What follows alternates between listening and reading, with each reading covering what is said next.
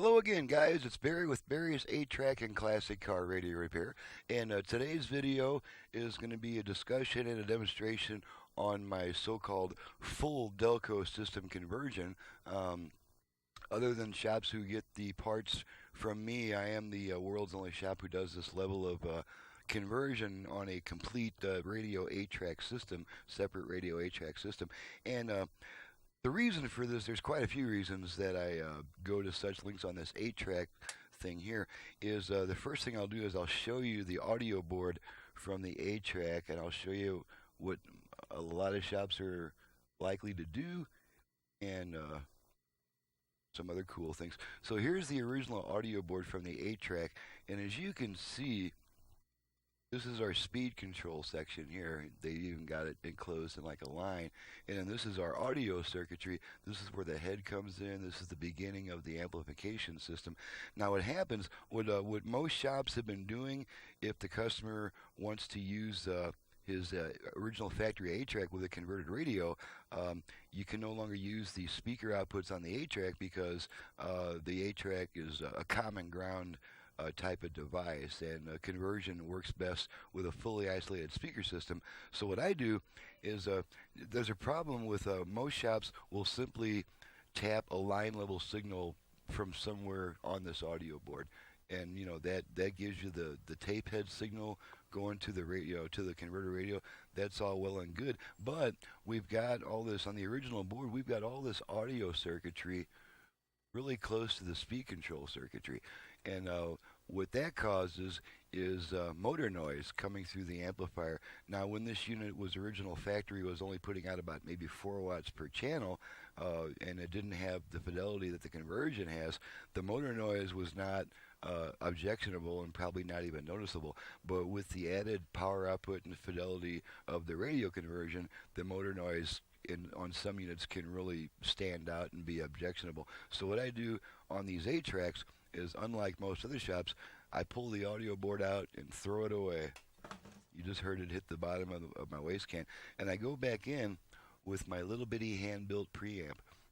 And then I've also got I also replaced the motor on the 8-track unit, and that requires another board about maybe 2/3 the size of this one. There's a speed control board that goes in there. So let's see if we can take this back to my relatively distant view here.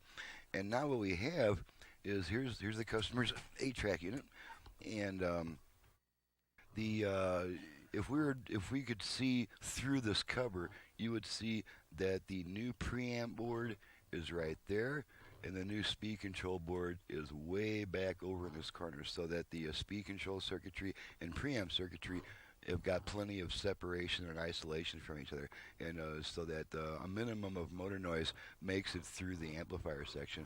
So now we're going to go into what I do on a full Delco system conversion, where the radio and 8-track together are concerned. And I think you can probably see this if I zoom it in a little bit. Here is the customer's original radio. Now his previous connectors have been removed and replaced with this 12-wire harness. This is 8 of the wires are for the speakers. If the customer decides to use all 4 speakers, then you got a hot, ground, lighting, and then an auxiliary wire that's hot whenever the unit's turned on, and it can be used to turn on something else automatically when you turn the radio on. And then the wiring on the radio 8-track system is totally different now, naturally. And so these are the jacks that I've installed on the radio.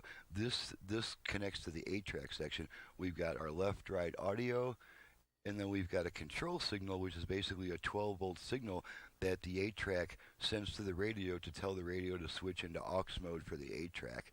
And so there's the plugs we've got on the back of the radio that go to the 8-track.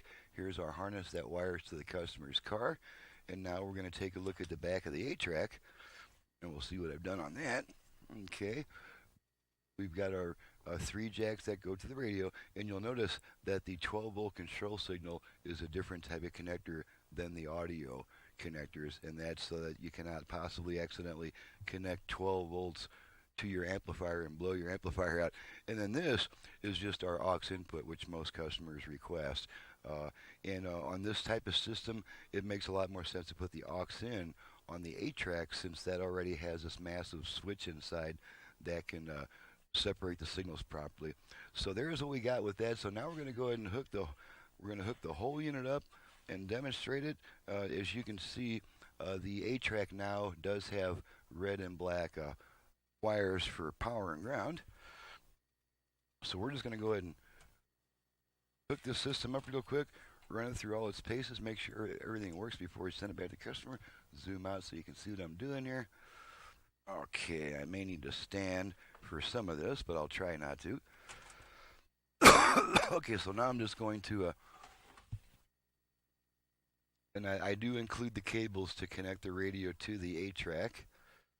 And here's the audio cable, just a standard stereo RCA cable.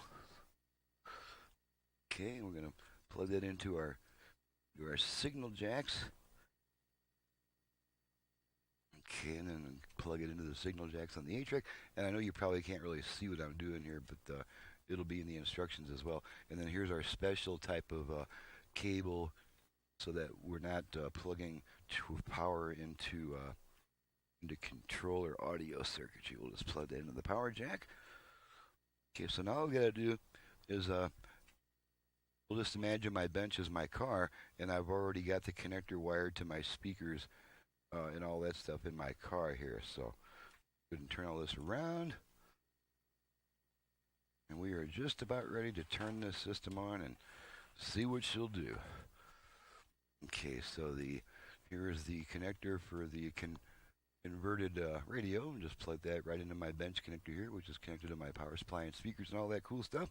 And we have our red and white wires from the 8-track, and those will need to be energized as well.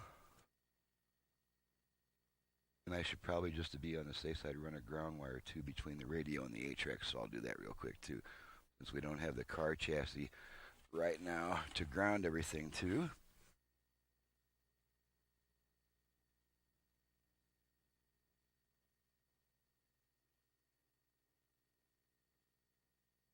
Okay, get that under nice and tight. Okay, and clip her onto the radio. There's a pretty good spot right there. Okay, so the radio and 8-track are grounded together. They're hooked. They're all hooked up together. We'll just get our antenna plugged in here to the radio. Okay, here we are. Plug in our antenna. Okay, and I believe we're ready to fire this puppy up and see what she'll do. We kind of move things to where you can see them a little bit more easily. Hopefully you can see both the radio and the 8-track player right now. All right, so we're going to go ahead and turn the radio on. Let's get our power supply and everything happening here. We're going to turn our radio on. I believe I've got it set to FM at the moment, so let's just see.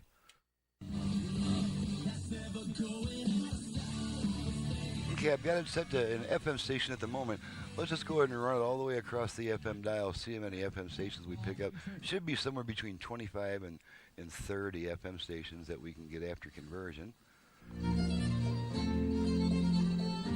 Indeed, their children and grandchildren, if they... Two.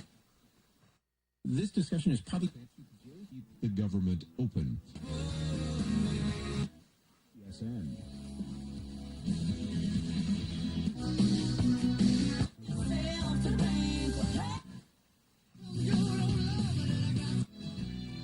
Industry. I'm shopping to keep up. Classic hits. There's 15 so far.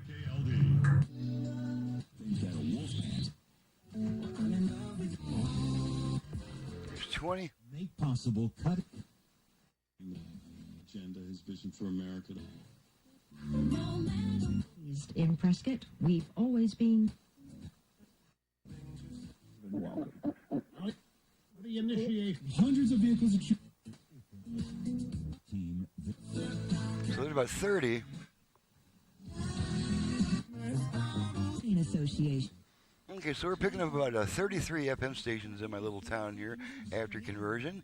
And at this point, let's go ahead and switch it to AM.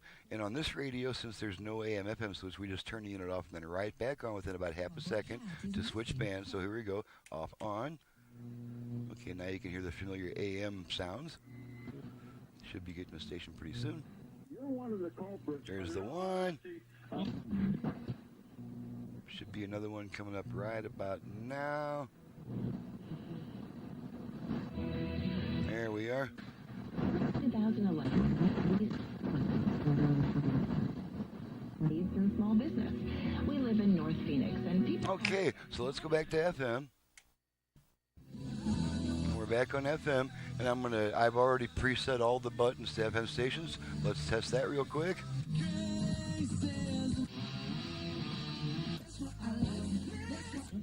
We can help with that. Okay, so there's the AM and FM functions demonstrating. Now I'm going to demonstrate the virtual balance and fader controls. Since this was originally a mono radio, there's no balance or fader. Well, it looks like there was some kind of a fader in the car wiring, but now everything's done by the radio. And what we're going to do now is let's go ahead and switch to our output level meter so you can see what I'm doing here.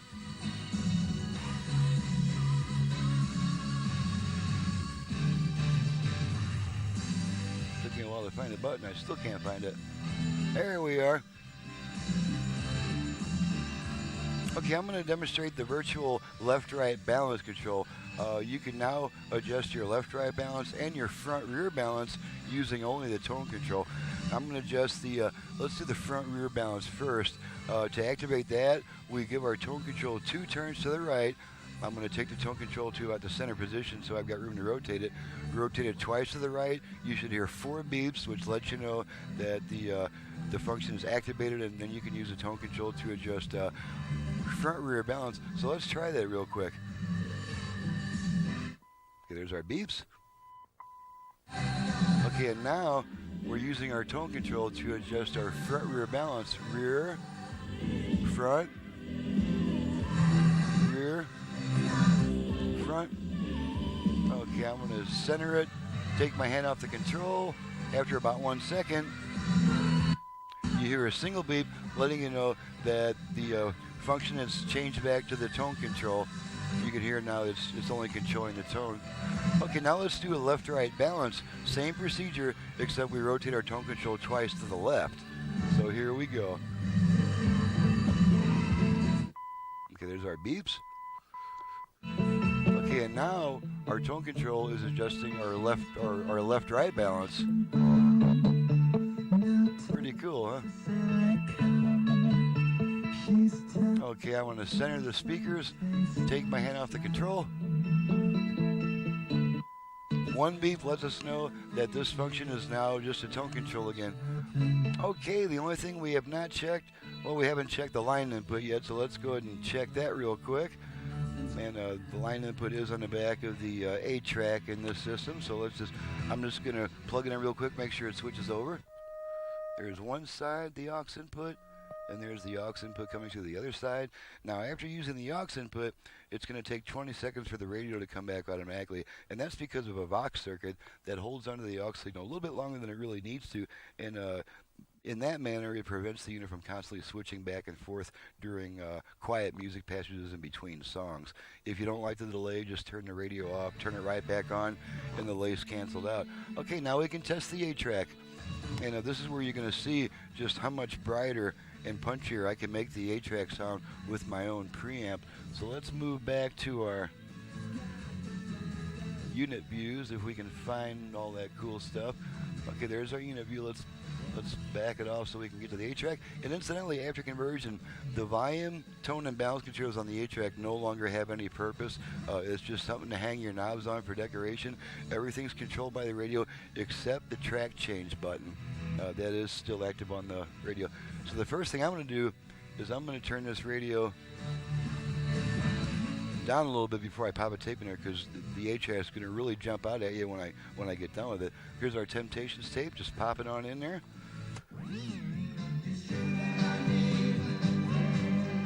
And it's always a good idea, whenever you push a tape into a unit, then push it to the left to squarely align it with the head. Okay, going to switch tracks a bunch of times.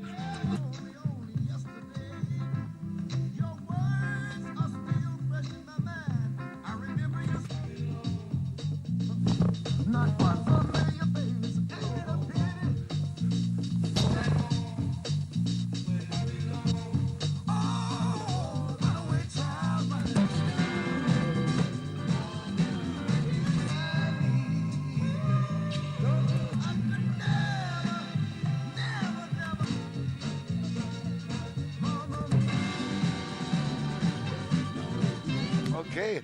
Now when we pull the tape out, the radio will come back right on after that. It's because of that control signal the 8-track sends to the radio to switch in and out of aux mode. Okay, so that completes the test. Everything's working properly. She's ready to go back to the customer, and I'm ready to get back to work on whatever it is that I'm doing next. This is Barry with Barry's 8-track and classic car radio repair. Needless to say, if you have an 8-track unit, either for home or for car use in need of service, you can reach me directly at 928-533-9666, and you just see what I can do with a original classic car AM radio and its companion 8-track player. So, once again, my website is in the description below. Thank you very much for watching, listening. We'll see you next time. This job is from my friends at Straight Line Restorations in South Dakota. Thanks again for watching, listening. We'll see you next time.